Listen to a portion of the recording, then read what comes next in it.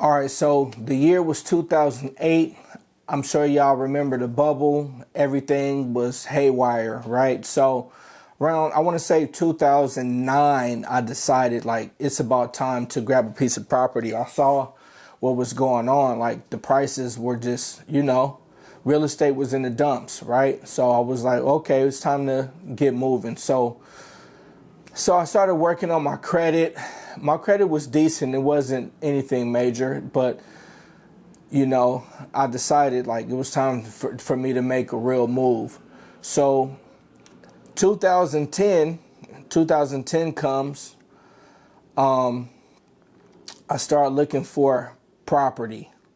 Now at the time, I'm pre-qualified, but I really wasn't pre-qualified for any type of like any real budget. I think when I got qualified for a house on my own, I think it might have been like 240. Now, mind you, I'm in Los Angeles, so I'm thinking, okay, I might be able to get like a condo or townhouse.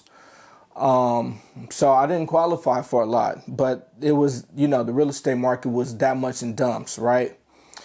So I get qualified. I'm starting to look for properties, but every property that I see was a major dump, I was running into, if it wasn't like a bad neighborhood, then it would be like an apartment conversion. They were converting a lot of apartments into condos where I am. So, okay, it's 2010. I'm not having any luck. Now, at this time, I meet a young lady. We started dating, and she sees me going through what I'm going through, right? Now, I want to say we took it kind of fast. I mean, she ended up being my wife. So, but she met all the qualifications, but she saw what I was going through. So I think when she decided, like, we discussed it, like, hey, why don't we do this together? It basically, I don't want to say it doubled my budget on what we could afford, but it added on. I think we might have qualified together. I want to say about $400,000, which was cool at the time, right? 400. I mean, when you think about it, it seems like a lot. Right now, it's not a lot, but it was foreign to us. We didn't know what we were getting into. So, I learned a lot in the beginning of the process. There's certain things that was coming up. I got a barking dog, y'all. You got to excuse me. But, I learned different things like be patient, We fell out of escrow maybe about 3 times, and my wife was like, really emotional about it at the time. But I just looked at it like it just wasn't for us. Like, for instance, when you're, you have to do inspections. It's really important for you to do inspections to the house. So I remember like one of the times we fell out of escrow. And y'all have to be aware of everybody who's trying to dump a house, right? You don't know what's really wrong with the house, especially like Los Angeles. These homes are older homes, so it could be all kind of stuff wrong with these homes. So, all right, for instance, like we ended up falling out of escrow with a house that, like when we checked the plumbing, like, okay, the kitchen was nice, right? It had these quartz countertops, big bedroom, super nice. But we checked the bathroom, and the shower.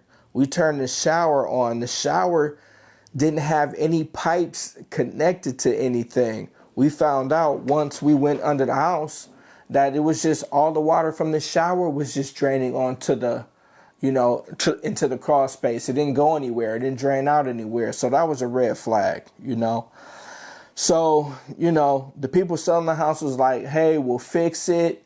But I mean, if they were trying to pull something like that with us, we just figured like it's time, let's not do this. We can't do it, right? So we backed out. But that happened like a couple of times, and this was around the time too that it was like, I can't say it wasn't so much a seller's market, but sellers would do this. We would find a house, we'll look at it, we'll make an offer on the house, and then some of the sellers will get back to us like, submit your best and final offer. Now, I like to negotiate. I don't want to negotiate with myself. So they were essentially, they wanted us to bump ourselves up. So, but if you're selling the house for 325 and I put in an offer for 320, just counter the offer. I'm okay with that, but don't send me a message back saying put in your best and final. So, I mean, that happened a lot, right? And I'm gonna be honest with you. It probably took us almost a year to find the house that I'm currently, I mean, we live in the house right now. So I got this in 2010. Now, after closing, I mean, there was some unforeseeable things. Like, for instance, what was unforeseeable? Oh, like say if you owe like some money or whatever, and you have like outstanding debt, whatever. A lot of times that could kill a deal.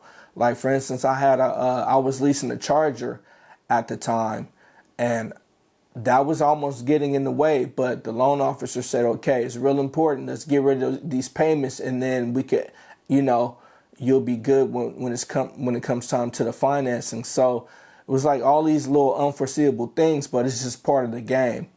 So we ended up, I remember 2010, we looked at several properties. I'm going to tell you, this is funny. I found the house that we're in right now, and I came to see the property. So here's what I would do. Okay. And this is probably some good advice for you if you're going to live at the property. Okay. Let's just say you find a property that you're interested in. Start driving around the neighborhood at different times. Like let's say, go over there at nighttime, see who's hanging out. You don't want to end up with like crazy neighbors, or, you don't want to end up in a neighborhood that you don't feel safe in. So you need to be driving around that neighborhood. It's really important. So, that's a little something for you. Okay. So moving on, I found the house, and what I would do is I had an agent, my buddy, Kurt was my agent, and I would help. I would send him, he would send me properties to look at, but I was looking on my own too. So I found a property that I'm in right now, and I drove by, and it was empty, and I was surprised, like, why didn't anybody scoop this up? And so, I called my buddy, like, hey, see what's up with this property? It seems available. So I walked down the driveway or whatever, and I called my wife, and I told her, like, hey, we need to look at this property.